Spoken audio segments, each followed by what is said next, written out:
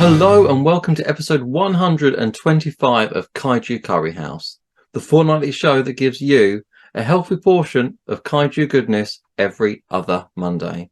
I'm your host Paul Williams, and today we are talking about our dream plots of films, the missed opportunities from franchises that we love, and potentially some new ideas. What would we like to see? Now, we're doing this in isolation, so I have no idea what Joe and Alex are going to say. They have no idea what I'm going to say. We won't be able to derail each other. Unfortunately, that also means that no one's here to ask me the question, so we'll just have to insert that now.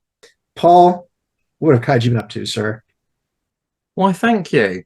So, what have I been up to? Not a huge amount, which I know is a shocker. Yeah, it's the summer holidays. My time is very limited, but I did watch a movie. Now, this movie is called, I'm probably going to pronounce it wrong, Shi Wang Do, which translates to King Serpent Island. Now, I came across this on YouTube, which is obviously not the correct way to watch it, but someone uploaded the whole movie there, and it was recommended, on my watch list, so I thought I'll give it a go because I fancied watching a monster movie that I hadn't heard of. I thought, why not? Let's see how bad this is. It's a Chinese movie. It's dubbed. Sorry, it's not dubbed. It was subbed. There might be a dubbed version out there. It's very rare I see Chinese films. I don't think they're really in the mainstream. So it was quite nice to see one. And the plot, I found it on IMDb. It had a 4 out of 10 rating, and the plot reads: this story is about Snake King's descendants teaming up with animal protection experts to fight against a black market snake hunting gang bought by real estate developers on Snake King Island. Which I know doesn't really sound like... It does sound like a plot, but it also sounds a bit strange, which it is. But basically, there is this island. There's Snake Island, where the Snake King lives, but no one seems to know about this giant snake.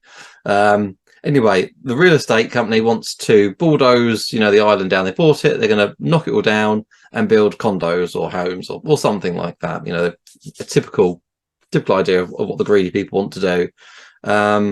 But it turns out there's these snakes around, and you can't destroy the habitat. So they get in touch with this black market snake hunting group who, go in and hunt the snakes for sport, or, to use their parts to make shoes, bags, whatever they use them for. And obviously they're saying, right, you take care of this problem, we'll pay you lots of money and we can do our development. Great. But there's the snake protection experts, the animal protection experts, who are going there to find evidence of the snakes, so they can say, no, look, there's these endangered species, we need to keep it safe, we can't allow development. And this Snake King descendant, which I might have glossed over, but basically there's a guy who's quite a good fighter and seems to have a way with snakes, so he's teaming up with these with the protection people, again trying to prove that there's a snake there so that the island will be safe, the snakes will be left alone. And the thing is, I really enjoyed this film, which I didn't think I would, because a 4 out of 10 rating isn't great. The fact it's subtitled, and I'm not a huge fan of sub. I much prefer dubbed because I like to be able to watch what's happening rather than try and read and watch at the same time. But there wasn't anything really bad. I mean, I'm not going to say this is great. There's nowhere I'd say, oh, you must watch this film. But because I went in thinking this is just going to be bad, because you think, oh, it's going to be really corny acting, it's going to be really ropey special effects. But it wasn't. The special effects they were really solid. This snake, I'm not going to say it was real, but it looked decent. It looked like this film had a bit of budget, and I've never really, seen much from China before, and I'm now going to end up going down a rabbit hole of what other Chinese films were about, because this has now kind of set expectations that there could be some really good kaiju films out there that just aren't really made available to the international audience, and then maybe they are somewhere. And YouTube, obviously, it's not the right way to do it, but it's where you come across things. If anything, perhaps I can find some trailers and find out how the distribution is. I'll go through it, and if I find anything, I will let you, of course, know in a future episode.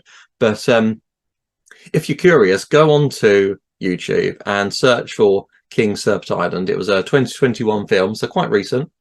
And I won't pronounce any of the names of the actors, actresses, directors, because I will butcher them.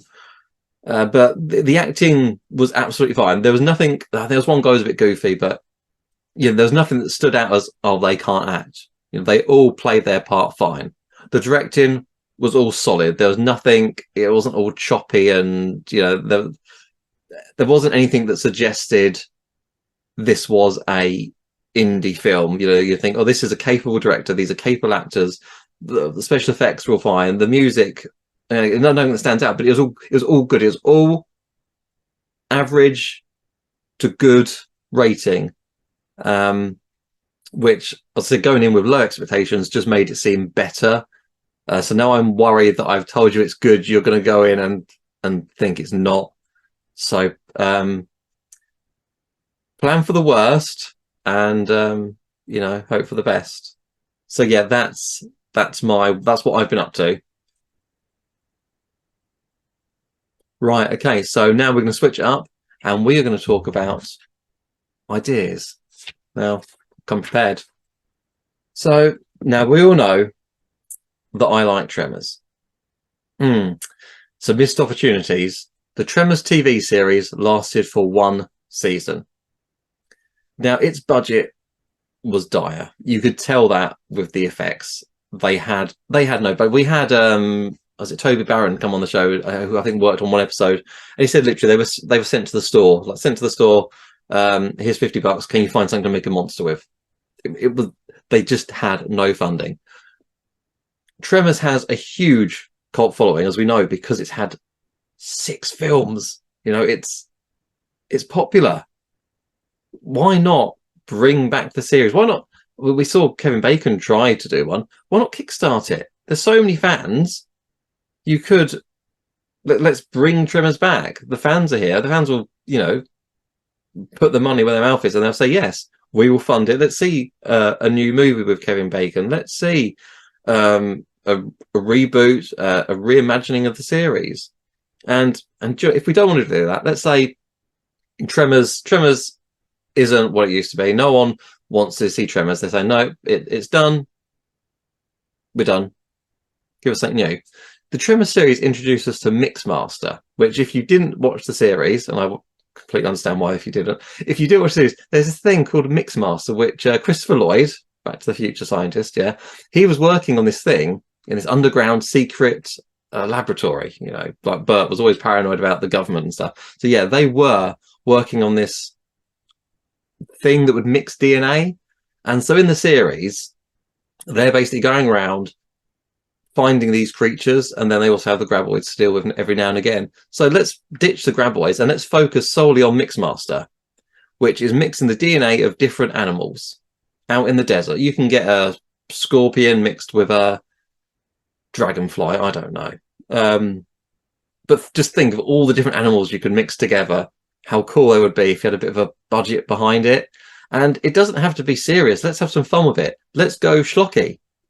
Why not do, I don't know how popular it would be, but like Ash versus the Evil Dead, let's just go all gory. Let's have some fun with it.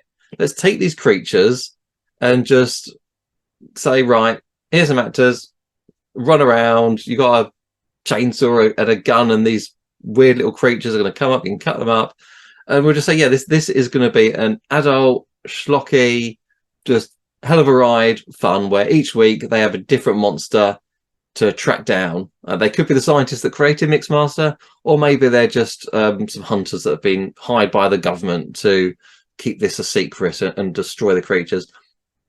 It doesn't have to be long. We could have half-an-hour episodes. It can be a limited run, so there's only like 6 to 8 episodes. But I just think that would be a really cool idea, and it's not something that I've seen done before. So that's first on the list. Second on the list, keeping with Tremors, missed opportunities. We've had a graboid, we've had a shrieker, we've had the arse blaster, we've had the little baby graboids, we've had the shrieker that was no, we didn't have the shrieker actually. We had the arse blaster that was in Africa and was huge, and we had the graboid that was bigger. So actually, what happened to the shrieker in Africa? We never saw that life cycle. The graboid was bigger. The arse blaster was really awesome and quite terrifying compared to what they were before. Not that that's difficult. So what about the shriekers? What is the African shrieker look like? How badass is that going to look? And also, while we're at it, how about an underwater graboid? We never saw them go underwater. That's a whole thing there. I know it's a bit more difficult with people, but we can have some undersea laboratory going on, can't we? Or we can have you can't really do it with a cruise ship, can you? But I want to see some aquatic themed graboids. I want to know what that would do. Let's say they invade SeaWorld. They're amphibious actually, so they go land and water, and we're going to see them go. No, I'll say they get Shamu, but that's not. No, but you get my idea. We want to see some underwater graboids, and if they're amphibious, then that'll be really cool because they can go into swimming pools, into theme parks, and just places where you think you're safe. I like that. That's my idea. Pacific Rim. Pacific Rim was a fantastic film that got a not so great sequel. Let's have a prequel. Let's see the first breach, because they had no Jaegers. How did they cope? How much military effort did it take? I'd like to see just what mankind did, their first response, how long it took, how much devastation there was. So that would be a really awesome prequel. And if they wanted to, they could do it as a series, so they don't have to have the big budget they need, and we focus on the people. And so we have, it could be the scientist, it could be military, it could be civilian, but either way, it's people that are trying to figure out what's going on and how to be safe during the initial attack from the first kaiju. Because I think you can play that with so many different ways. I said you've got the scientists who are just like what's going on. It can be like a Shin Godzilla type thing. We've got the military who are going to be trying to fight this, no idea what they're up against, how they figure it out. And we've got people who are just living their daily lives, and then suddenly they see a monster rampaging through the city. Well, it can be on, they're watching TV and they see it, you're like, wow, it's me. I don't want Cloverfield, I don't want shaky cam, but I do want to see individuals' perspective of how it's going on, how it's affecting their, their work, their family life. What's it going to do to you? That can be a really great grounded series that doesn't need a huge budget. It's just a few, big money shots here and then, but mostly we're focusing on the people and their reactions to the situation. On a really similar note, and I know Netflix is doing either a series or film of this, but Gears of War, which is a very similar thing, just not with giants. They're the locusts. They're more mankind creatures, but they do have some really big monsters like this, the spidery thing that I can't remember the names, and the big ogre type thing that's got guns on his arms. Anyway, Gears of War, there's the locusts that come up on Emergence Day, E-Day. So let's have either a big budget Hollywood film showing Emergence Day, showing everyone going about their lives, and then suddenly from the earth, because that's, they've been living underground, they come up from the earth and they invade our cities. That could be epic. It's going to be similar to Pacific Rim, or like my earlier suggestion, we'll do another series. We'll do what the soldiers are going through, because they're fighting. There's a resistance who are alive and trying to fight back. So we can follow pockets of these soldiers, and how they have coped, where they were on E-Day. It'll be like Independence Day, but they won't win at the end because it's going to be a much hard-fought battle. More like Falling Skies. It'll be that. That's the vibe I'm thinking. but with the Gears of War franchise, which has really cool creatures, and it doesn't have to have characters from the game, but they could cameo. I think it would just be cool. I think Dave Bautista's been either cast or petitioning to play the lead Marcus Phoenix in that, so I want to see that, and I think I'm going to see that. I'll wait and see. Keeping on the video game train there, Metroid.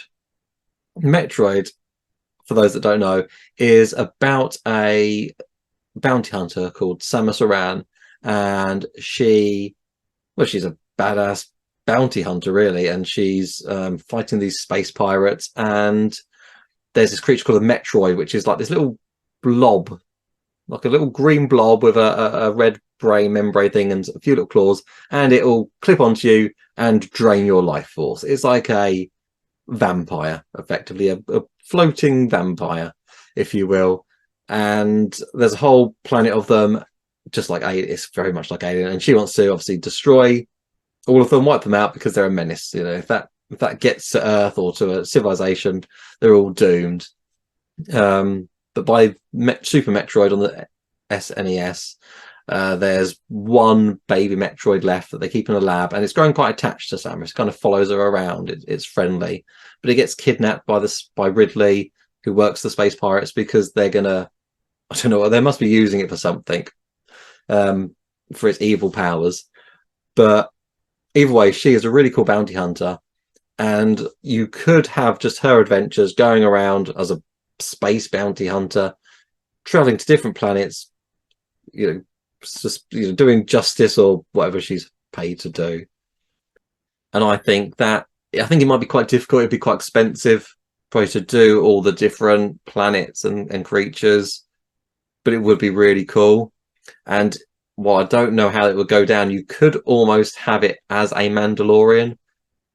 I don't know if the baby Metroid's going to be as cute as Baby Yoda. It's a bit more threatening, or if it's not threatening, then it's kind of not going in line with the game. So I don't know how that'll go down, but it's an idea. I'm just throwing things out there now.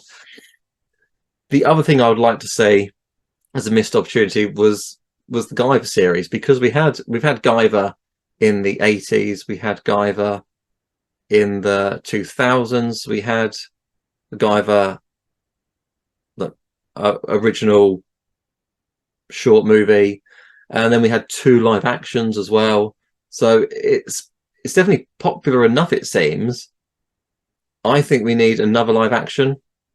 Let's go Hollywood again. I think Steve Wang did a great job, but I want to see what it's like now.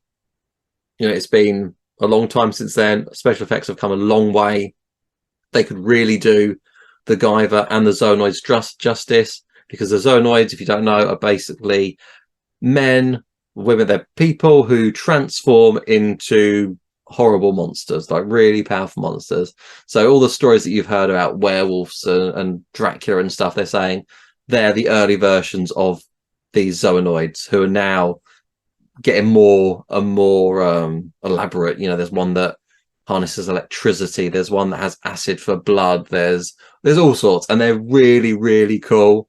And the Guyver's like Iron Man or Ultraman, but he has like these knives that come out of his elbows so he can cut things up. He's got a little laser in his head that, like I remember the anime series, he like shoots one of their eyeballs out. So it's extremely graphic, and it would just be great to see this R-rated, 18 R-rated, like Deadpool level, gory, scary monster thing. I just think that the transformations alone would be awesome now, and I would absolutely love to see that. So Hollywood, if you're listening, come on, let's get the Guyver back for a reboot, reimagining, whatever you want to call it. Let's just have a live action Guyver again.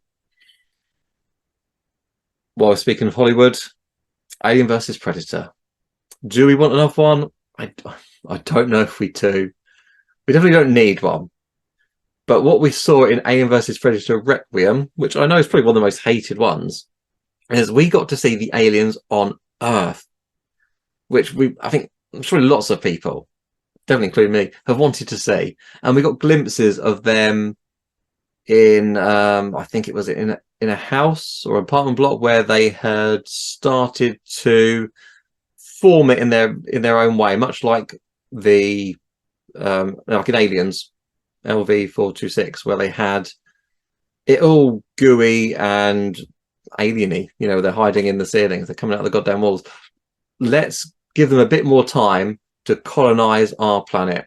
So the aliens drop in, they start to spread. The government quickly, I don't know, puts a barrier around it somehow. I don't. There's going to be a plot device that someone smarter than me can think of, but I just want to see squads of Marines going in familiar places, like going into a big shop, you know, like the malls in America, or something like that. And so we see the escalators, we see the shops that we know, but it's all been like terraformed into the alien planet. Well, not the alien planet, but however the aliens live.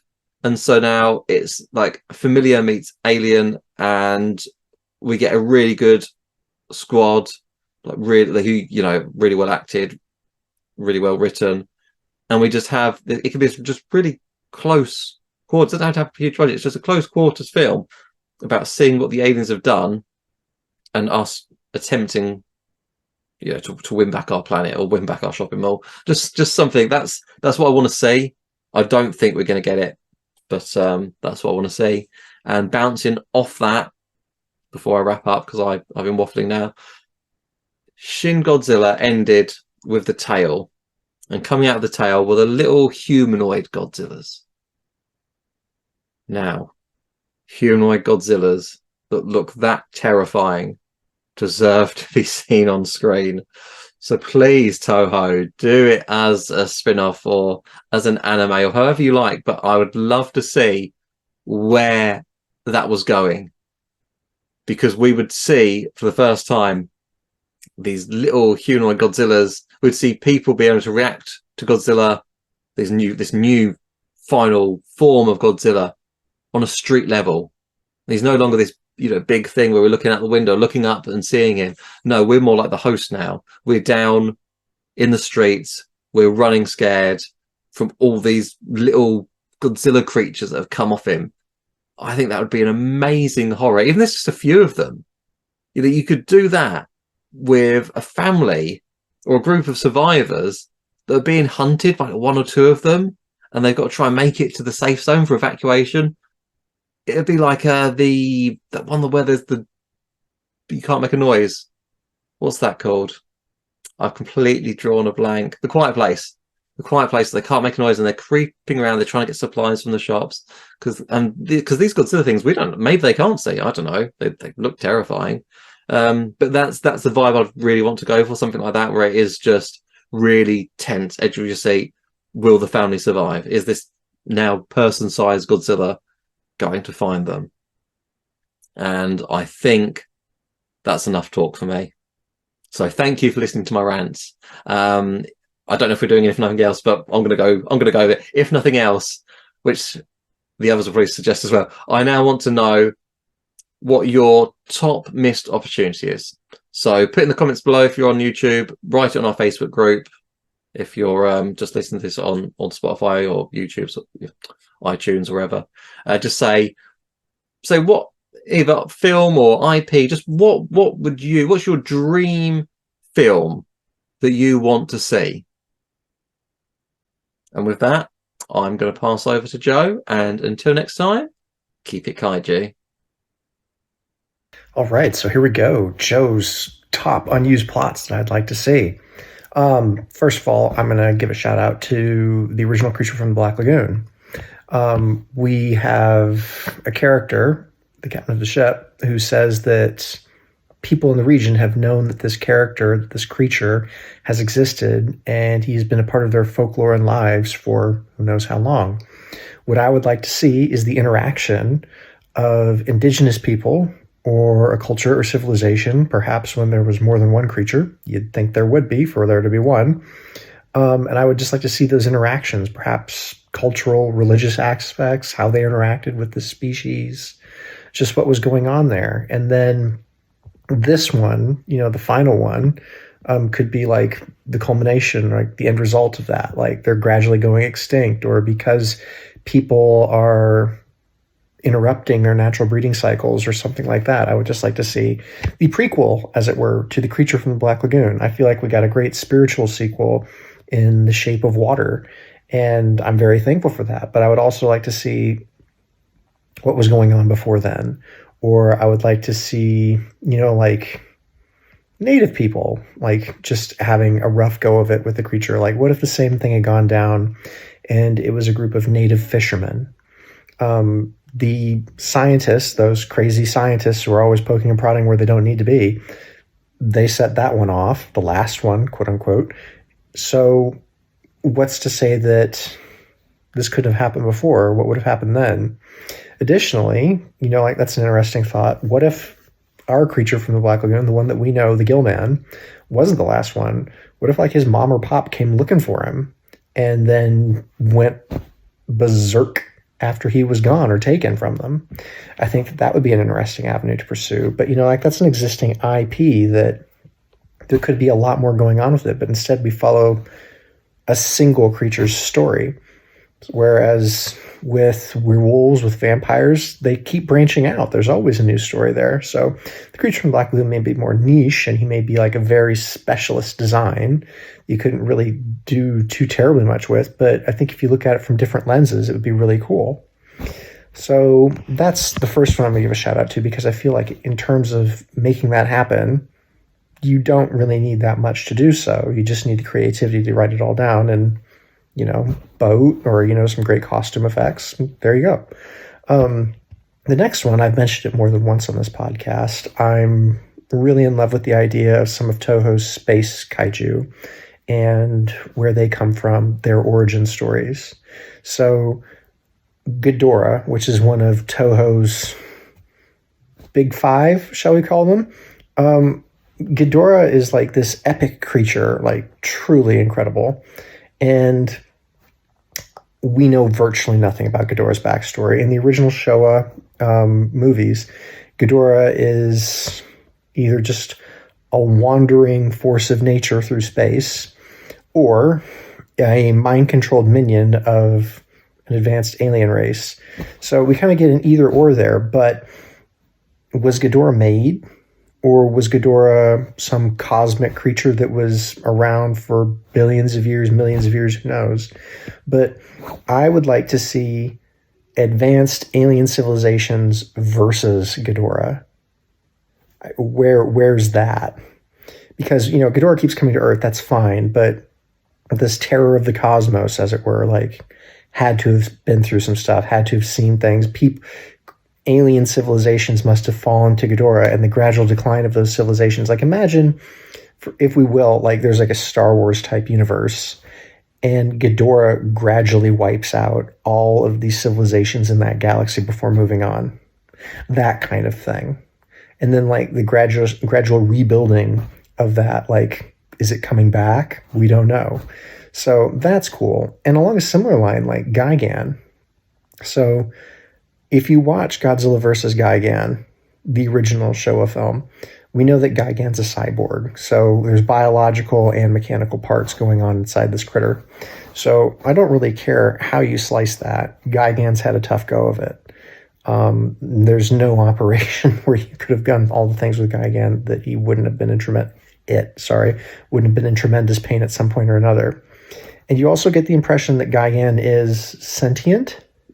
So we have Gigan being controlled, but at the same time, in Godzilla vs. Megalon, Gigan isn't being controlled. They just send Gigan. And you get a certain amount of malicious glee from Gigan. Gigan's a psycho.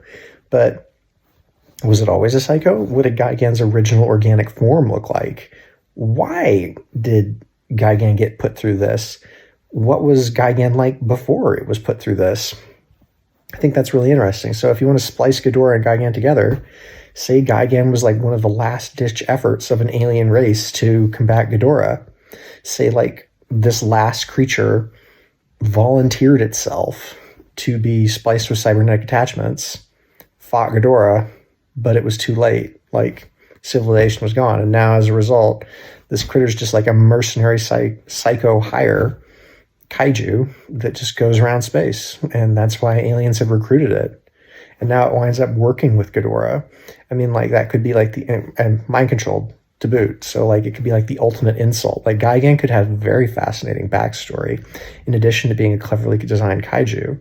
But it's just always like, oh yeah, alien cyborg. The backgrounds of these characters could be amazing. So the other stuff, and I feel like IDW is doing a good job of kind of exploring IPs with Godzilla. I'm going to try not to stay too much on Toho, but because of the catalog, there's opportunities. Pacific Islanders and Godzilla. Like, again, this was a creature that was part of their, like, culture, and we don't really delve that far into it. So IDW is currently doing, like Godzilla and Pirates, like Godzilla Back in Time. We've had a couple different iterations and sprinklings of that through Dark Horse and IDW. And each time it's a load of fun. But what I would like to see is unmutated Godzilla or that species interacting with Pacific Islanders. Now, we know that, like, however long-lived Godzilla should be, it would be nice to, like, have, like, a species going through, like, the Pacific Islands and just seeing people interacting with those. Or if you want to take a step back from that, Titanosaurus. I'm a huge Titanosaurus fan. I'm not going to lie. I've mentioned it more than once in the podcast, but here you have like a giant benthic behemoth of a creature, and it's always just existed just the way it was. That's a Showa character. Like, it is literally just a dinosaur, and it's on par with Godzilla, at least in terms of fighting. Maybe no breath, but it could definitely throw down. So we've had that creature or that species just hanging about. Could there be an opportunity for that? Like, you talk about, like, all these Polynesian myths and legends about, like, monsters, storms coming alive, things like that. Titanosaurus, whipping up storms, whatever. It'd, like, be an awesome story. But there we go. Kong. Let's talk about Kong. Like, again, we're going mainstream here, but I think Joe DeVito does an amazing Kong because you explore Kong's backstory and Kong's species. I think a lot of backstories, like, they're absolutely fantastic, and Joe DeVito's Kong deserves the limelight. Now, it's getting a video game now, which is really cool, but Joe DeVito's Kong is infinitely more interesting than the King Kong that Legendary is giving us. The Legendary is giving us a bruiser King Kong. Great. Like, we haven't seen that before. Just Kong whooping on whatever. That's just been, like, the story of that character. But what Joe DeVito gave us was a sympathetic Kong, and you go through that history of that species and how they were bred into existence and how the human beings of those islands, interacted with them, how the civilization rose and fell. That's a backstory worth bringing to the screen, but we don't hear about it. Why? And I think that part of that is just because, like, studios assume that monster movie fans wouldn't want to see something more interesting. So I'm going to be done harping about King Kong for a second here. Additionally, like, plots that I'm really interested in is just like, I really liked Pacific Rim in the sense that, it was kind of post-apocalyptic, that kaiju had kind of been a part of world culture and we developed ways to fight them and everything, but it was kind of like at a stalemate, and then we won. What if the kaiju won? What if the kaiju won? I'm really interested in that from a standpoint, like, human beings going underground and just surviving amongst them. Now, you have that in the Netflix Godzilla, the Future Earth Godzilla, and I think a lot of people will say that went in a new direction, but maybe not in the best way. I would like to see something just about the day-to-day lives of those individuals, or like a series developed for that. That'd be really cool. And I'm sorry that, like, I brought Godzilla back into this, but I want to see a kaiju mythos like that, but I want to see it more drawn out. I don't want to see, like, 3 lackluster films. I just want to see the whole thing. And then, we're going to go over to Daiei one. Gamera. We got to mention Gamera, right? So Gamera in the 90s films was created by an Atlantean civilization. And the mythos for that, even though it's like a couple paragraphs in the script of that story, the original Guardian of the Universe film, like it was their last hope. And it was combating Gauss. And obviously they had tinkered with genetics in a way that they ought not to have. So where was that movie, that film, that series? That would be amazing. Can we not have that? I feel like continually having Gamera in the modern day is kind of an insult to a character that who we know has a history and an interaction with humans that goes back thousands of years. Why not? So again, like maybe I'm generalizing here, but I keep going like back to backstories or prequels. But exploring characters who have been beaten to death in the modern day, shall we say, I feel like that's a really interesting way to go because it fleshes out the character in a way that would be more interesting for audiences, and they might go back to films which have been previously made. I feel like that's a win-win for any studio or IP. Alternatively, you could throw creatures far into the future. So again, like you go back to the Godzilla Earth, like we've done that. Well, okay, that's fine. But if we look at things through a different lens, like say Mecha King Ghidorah, again, I'm sorry I'm going back to Godzilla, but like let's talk about dredging Mecha King Ghidorah up and do just a series about bringing Ghidorah back and putting on the cybernetic attachments so that we have Mecha King Ghidorah from Ghidorah. Like that's worth a series. Like just the process of bringing Ghidorah up from the bottom of the ocean, bringing it back to life. When you get it in a stable condition, how do you keep it asleep? How do you get Ghidorah's buy-in for these attachments and stuff? And then, you know, like the plan, getting the funding, like all this stuff, like it may sound boring, but you can make a series out of that. And then you could end it with going back in time to fight Godzilla in like 1991, 92, whenever it was. And I think that that would be a really fun futuristic show. So I guess, you know, like my takeaway would be it's not necessarily about, you know, wasted opportunities, but it's wasted backstories with a lot of really cool characters. And that's the direction that I will always go. Because, and again, I've said this numerous times in the podcast, that my favorite films are the ones with a lot of lore behind them. And kaiju films generally don't. I mean, like they stem, of course, you know, like, oh, we dropped a bomb and woke something up. Okay. What was that something doing beforehand? Was that something just hanging out, or what was going on? I mean, again, like the legendary Godzilla, all this lore, like they go into an underwater ruined civilization, but we're probably never going to hear from that. So these are just like the things that like I want investigated. These are the cool things that I think make for a great mythos building opportunity. Well, that's me. Thank you for the opportunity to spread my word. Something I'm going to recommend that everybody take a look at is Joe DeVito's Kong. I've recommended it multiple times on the podcast, but it is a stellar, phenomenal work. And if you get a chance to read it before the new video game drops, it'll probably heighten your experience.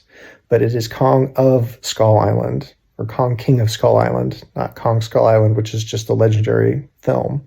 So Kong King of Skull Island by Joe DeVito. Look it up on Amazon, readily available. There are other books that he's done which are fantastic. And that's me. And as always, folks, keep it kaiju. Hey there, and welcome back to Kaiju Curry House. This is episode 125. Alex here, and I'm going to be going through what I would love to see in kind of my own dream world. If it was all down to me, what would I like to see in the world of Kaiju? But first of all, thanks for asking me the question, what have Kaiju been up to? I've actually been painting a model that Connor Baxter from Invader Design printed for me 3 years ago.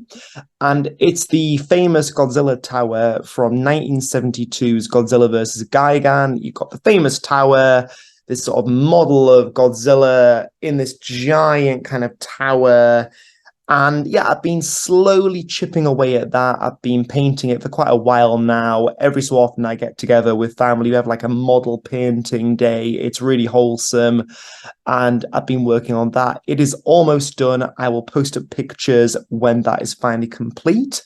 I mentioned recently that I have just purchased or rather pre-ordered the X Plus 1974 Yuji Sakai. That's the Megaro Goji Godzilla that appears in Godzilla vs. Megalon, Godzilla vs. Mechagodzilla, and Terror of Mechagodzilla. And it's the classic kind of pose of sort of turning, arms open, closed mouth, amazing figure. So I pre-ordered that, and that's going to come out in October, I believe. But alongside that, I've also got pre-ordered the Yuji Sakai, a favorite sculptor line of Shin Godzilla.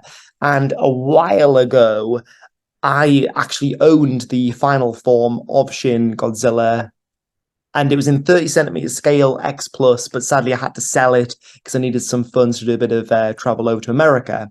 So what I'm really pleased about is I'm basically buying back some of the figures that I've lost. Yeah, and the only kind of difference is with this figure is the previous one that I owned. It's the standard kind of final form that you see on the kind of the Tokyo landscape, whereas this one, Shin Godzilla, is kind of lit up and it's purple. So I'm really excited about that. So that's what I've been up to, ordering figures, and I've been painting Invader Designs Godzilla Tower, which I'm really excited to show you when that's complete. And now I wanted to kind of talk about what I would love to see if it was all down to me. So I've given it a lot of thought. And if you look at my background now, excuse me, if you look at my background, I've got this wonderful fan art that I've known about and like loved for many years. And this fan art that I've got behind me, you've got this wonderful scene of various kind of Ghidorahs, King Ghidorahs, whatever you want to call them, Ghidorahs, and they are basically demolishing these Godzillas, except there's dozens of Ghidorahs in the sky, and there's dozens of Godzillas kind of fighting back, and you kind of got this war between these two sides. And the sad truth is, I don't know who did this art. If anyone watching this YouTube video can like track down for me the artist, that'd be fantastic, because I'd like to properly credit them. But I've always loved this. It makes a great desktop wallpaper. And that's kind of the inspiration for my little piece now. So what would I love to see? I'd like to see an origin story about King Ghidorah. Now, just to kind of like go over King Ghidorah a little bit, you know, everyone knows him. He's one of Toho's big five. Toho's big five being Godzilla, King Ghidorah, Mechagodzilla, Rodan. I'm having a total brain fart now. I can't remember the fifth one. But you've kind of got all of the classic Toho Big Five, of which King Ghidorah is included. And King Ghidorah has been in a lot of films. So, you know, go back to 1964, Ghidorah the Three-Headed Monster. Then 1 year later, Invasion of the Astro Monster. And famously, you've got the wonderful mashup in Destroy All Monsters in 1968, where you've got all of the lineup through the 60s, all against King Ghidorah. And that was intended to kind of be the final movie. And of course, there's always more. And then you've got tons of films where King Ghidorah is so important and so sought after. He's stock footage.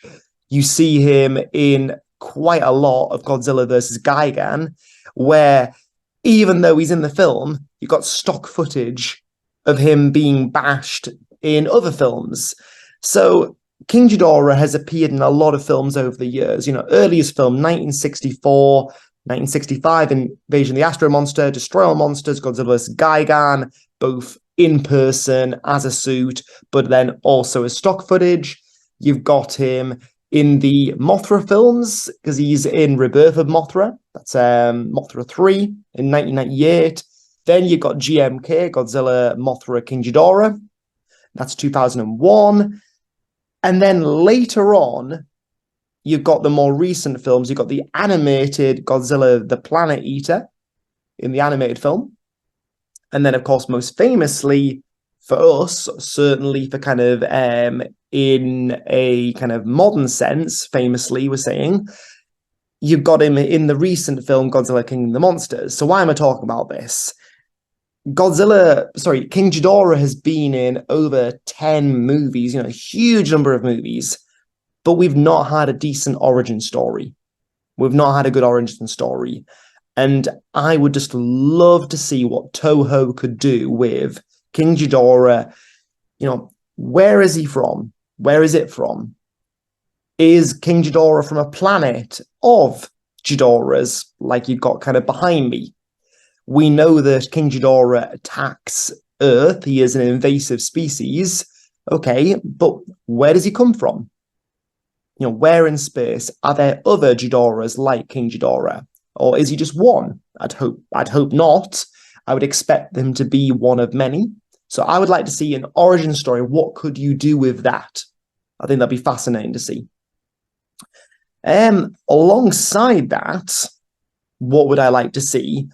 I have been giving it a lot of thought, and I've picked out a couple of trilogies that I absolutely adore. So I've got here Daimajin, and that was released not that long ago by Arrow Video, and they released the Daimajin trilogy, which was a series of 3 films, and they were all kind of released very close together, and we've not really had any new Daimajin material from Katakawa, who replaced Dai. Excuse me, we've not had anything new for Daimajin ever since. And I just think it'd be wonderful to see something new done with Daimajin. That's kind of a big ask for me. And going beyond that, kind of like alongside it, I've regularly talked about this in the past. Yokai Monsters, which is a film series that I absolutely adore, also by Dai, now Katakawa. You've got 3 Yokai Monsters movies. You've got 100 Monsters, Spook Warfare, and Along with Ghosts. And they're kind of strange films where they're genuinely really spooky. And yet they manage to kind of have this appeal to young children as well. I can't quite explain them. They're not quite like anything I've seen in kind of the world of sort of tokusatsu, special effects, Japanese movies. And the closest thing that you have to kind of new things being done, you had a new film, The Great Yokai War by Takashi Miike. And that was kind of a couple of years, that was in the, when was that? Let's see. Let me just double check this. Great Yokai War. I've got it here. Let's see. I'm being really sloppy reading this out. Great Yokai War was released in 2005. So, they are loved films, very much so. You've got a big name director, Takashi Miike, taking hold of the yokai franchise and doing something with it.